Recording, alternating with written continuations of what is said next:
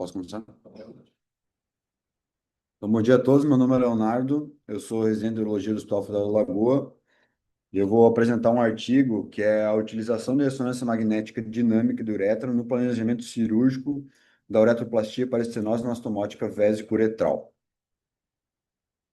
Então, deixa eu só mudar aqui. Então, foi realizado um estudo prospectivo, comparativo e observacional, então uma corte prospectiva observacional comparativa, que foi realizado entre janeiro de 2018 e junho de 2023. Ele foi um estudo aprovado pelo Comitê de Ética da Unifesp e foi publicado na International Brazilian Journal of Urology, volume 52, edição 1, de janeiro a fevereiro de 2026. Então, os objetivos do estudo. O objetivo principal foi avaliar essa ressonância magnética dinâmica da uretra melhora o planejamento cirúrgico da uretroplastia para estenose da anastomose vesico-uretral. Não sei como é assim.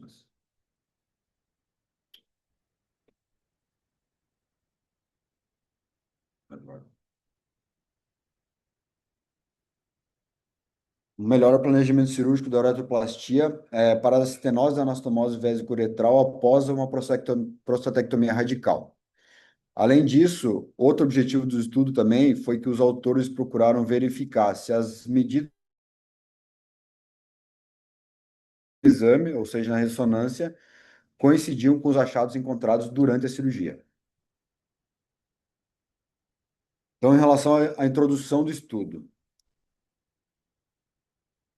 a prostatectomia radical continua sendo um dos tratamentos mais utilizados para câncer de próstata localizado. As principais complicações, posso deixar sem aparecer? Então, as principais complicações da cirurgia, que são muito conhecidas, são a incontinência urinária, a disfunção erétil e a estenose anastomose vesico-uretral. Embora a estenose seja menos comum, ela representa um desafio cirúrgico significativo e afeta negativamente a qualidade de vida dos pacientes. Os sintomas, né, que o paciente apresenta quando apresenta essa complicação, principais são o jato urinário fraco, uma dificuldade miccional, os pacientes apresentam retenção urinária e, em muitos casos, apresentam necessidade de múltiplas dilatações da uretra. Em relação ao diagnóstico da complicação, a avaliação diagnóstica é fundamental para o planejamento cirúrgico e, embora existam exames como a uretrocistografia e a cistoscopia, que são tradicionalmente utilizados, esses exames possuem algumas limitações para avaliar a estenose da anastomose vesico-uretral. E algumas dessas limitações são a extensão da fibrose, o comprimento da estenose e a relação com o esfíncter urinário. E é justamente nesse ponto que a ressonância magnética dinâmica pode oferecer algumas vantagens no pré-operatório. Ela proporciona uma visualização multiplanar de alta resolução dos tecidos, permitindo uma avaliação precisa do comprimento, localização e extensão da espondiofibrose da estenose, que são cruciais para a estratégia operatória. Ainda em relação ao diagnóstico, as estratégias reconstrutivas dependem da localização e do comprimento. O artigo relata também que estenose de segmento curto acima do esfíncter podem ser abordadas via abdominal ou transpubiana. E estenoses membranosas mais longas normalmente requerem uma uretroplastia perineal. O sucesso da cirurgia depende de uma compreensão abrangente da anatomia pélvica complexa e um mapeamento pré-operatório meticuloso do trato uretral. Em relação ao método do estudo, então foram selecionados pacientes submetidos à uretroplastia por estenose uretral aguda após prostatectomia radical, e esses pacientes foram avaliados prospectivamente de janeiro de 2018 a junho de 2023. Foram selecionados 48 pacientes com estenose vesico-uretral após prostatectomia radical. Todos esses pacientes incluídos apresentaram falha do tratamento endoscópico ou obstrução uretral completa. Foram comparados, e além disso também foram comparados os achados pré-operatórios da urografia por ressonância com os achados intraoperatórios. E foi feita uma avaliação desses resultados. Todos os pacientes foram acompanhados por um período mínimo de 6 meses após a cirurgia e a cistoscopia foi utilizada no acompanhamento pós-operatório para avaliar os resultados cirúrgicos. E a cistoscopia ela foi realizada em pacientes com suspeita e recorrência dos sintomas urinários e pelo menos uma vez todos os pacientes foram submetidos à cistoscopia, independente de apresentarem sintomas durante o período de acompanhamento de 6 meses após a cirurgia. Outra característica importante do estudo foi que ele, para avaliar o impacto da ressonância no pré-operatório, foi comparado os desfechos de interesse, principalmente restenose e a vascularização. Então, eles pegaram dois grupos, um grupo foi submetido à ressonância e outro grupo controle. Então, o grupo um que foi selecionado 18 pacientes submetidos à avaliação com ressonância magnética dinâmica do uretra, e o grupo 2 que foram selecionados 30 pacientes que foram realizados a avaliação convencional com cistoretrografia. Os critérios de inclusão e exclusão do estudo. Então, foram incluídos pacientes que foram previamente submetidos à prostatectomia radical, pacientes que tinham estenose vésico uretral, foram refratários, como eu falei antes, ao tratamento endoscópico e que foram candidatos à uretroplastia perineal. E foram excluídos do estudo pacientes com neoplasia recorrente e pacientes submetidos previamente à uretroplastia.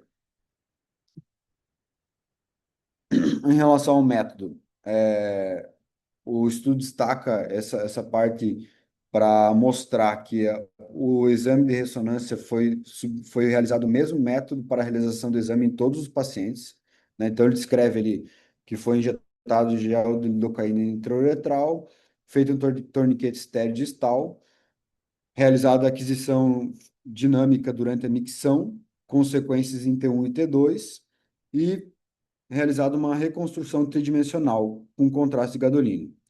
O objetivo principal do exame era avaliar o comprimento da estenose, o calibre e a localização, avaliar a esponjofibrose e a relação com estruturas adjacentes para que isso favorecesse a visualização da estenose e facilitasse o intraoperatório. Então, em relação aos resultados, a idade média dos pacientes selecionados foi de mais ou menos 65 anos, e tanto o grupo um quanto o grupo 2 eram semelhantes quanto à idade, diabetes, tabagismo, radioterapia prévia e o tempo de segmento. Isso para mostrar que os dois grupos eram comparáveis. Aqui está, então, a comparação entre os grupos, né, mostrando os 48 pacientes, sendo 18 com ressonância e 30 o exame convencional, e mostrando que os fatores de risco, que poderiam ser alguma espécie de viés para o estudo, não eram tão diferentes os grupos, mostrando que os grupos eram comparáveis. Em relação aos resultados, um dos principais resultados do estudo foi que foi observado que a preservação vascular foi significativamente melhor no grupo avaliado com ressonância, sendo que 94,4% no grupo com ressonância contra 63,3%, com um P de 0,016. Então, esse foi o principal achado estatístico significativo no estudo. Então, o estudo mostra que dos 18 pacientes, 17 pacientes submetidos à ressonância tiveram preservação vascular. E o outro grupo, apenas 19 pacientes dos 30 analisados, né? Então, teve uma diferença estatística nessa característica. Outro resultado que o estudo descreve é as taxas de restenose. Então, ele fala que houve uma tendência menor à recorrência nos pacientes submetidos à ressonância dinâmica, né? 5,6%. Só tiveram restenose, então dá para ver que é mais ou menos o mesmo número da preservação vascular. Então, dos 18 pacientes, é, 17 não tiveram.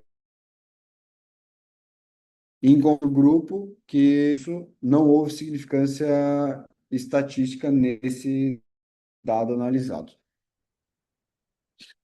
A ressonância e o intraoperatório para e observou uma excelente concordância com os achados da ressonância com os achados intraoperatórios, envolvendo a localização da estenose, o comprimento da estenose e o calibre. Isso mostra que as medidas obtidas pela ressonância refletem muito bem o que o cirurgião encontra durante a operação. Aqui está a tabela utilizada, né? Em relação à localização, ao comprimento e o calibre da estenose, mostrando que tem excelente correlação entre o exame realizado e o achado no intraoperatório nas três características. O estudo ele mostra, ele colocou algumas imagens, que é uma imagem, aqui mostra a imagem da ressonância magnética dinâmica na uretra em diferentes planos. A imagem A, B, D e E mostra, né, o segmento estenótico e comparando com as imagens obtidas no intraoperatório, mostrando que elas eram semelhantes e reforçando que a ressonância auxilia no tratamento cirúrgico porque ela identifica bem algumas características da estenose. Então, em relação à discussão, né, os autores destacam que essa é a primeira pesquisa focada especificamente na utilização da ressonância dinâmica para o planejamento cirúrgico de estenose, vésico-uretrais pós-prostatectomia, e a principal vantagem observada foi oferecer uma visão anatômica muito mais detalhada da uretra e do tecido ao redor, permitindo um planejamento cirúrgico mais preciso.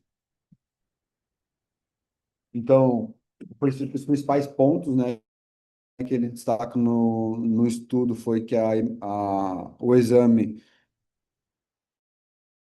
estenose, visualiza o esfíncter, define melhor o comprimento da estenose, identifica o calibre real, estuda a anatomia pélvica, realizando reconstruções em 3D e também não utiliza radiação ionizante para a realização da imagem. As limitações do estudo. Então, ele coloca que o número selecionado de pacientes foi pequeno, o estudo foi realizado em um único centro e a ausência de comparação direta entre as medidas da ressonância do mesmo paciente. Os autores sugerem que estudos multicêntricos com maior número de participantes para confirmar os resultados. Então, a conclusão do estudo é que a ressonância é um método seguro e promissor para o planejamento cirúrgico da uretroplastia em pacientes com estenose anastomose vésico-uretral após prostatectomia radical. E demonstra também, né, uma excelente concordância entre os achados intraoperatórios associados à preservação vascular, embora não tenha reduzido estatisticamente significativa a taxa de restenose. É isso.